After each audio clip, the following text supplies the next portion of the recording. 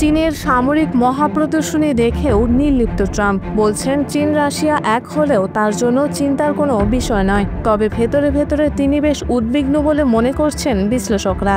China needs us much more than we need them. No, I don't see that at all, no. যুক্তরাষ্ট্রের president Donald Trump চীন ও রাশিয়ার ঘনিষ্ঠতাকে যুক্তরাষ্ট্রের জন্য বড় কোনো হুমকি হিসেবে দেখতে নারাজ। তিনি বলেছেন ওয়াশিংটনের সামরিক শক্তির সামনে বিশ্বের কেউ টেক্কা দিতে পারবে না। মঙ্গলবার এক রেডিও সাক্ষাৎকারে যখন ট্রাম্পকে চীন রাশিয়া জোট সম্পর্কে প্রশ্ন করা হয়, তিনি বলেন, আমি এই নিয়ে মোটেও চিন্তিত নই।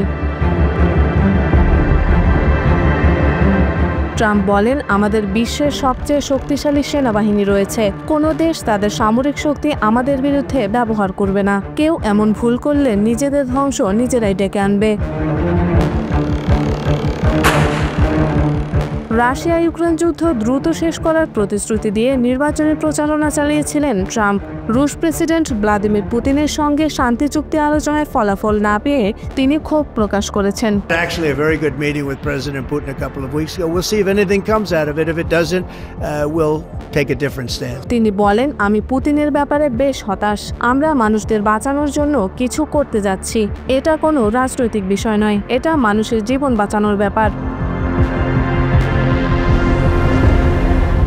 চীন ও রাশিয়া সম্প্রতি নিজেদের মধ্যকার সম্পর্ক আরও দৃঢ় করে পশ্চিমা নেতৃত্বাধীন আন্তর্জাতিক শাসন ব্যবস্থার বিকল্প এক বিশ্ব ব্যবস্থার প্রস্তাবনা দিয়েছে।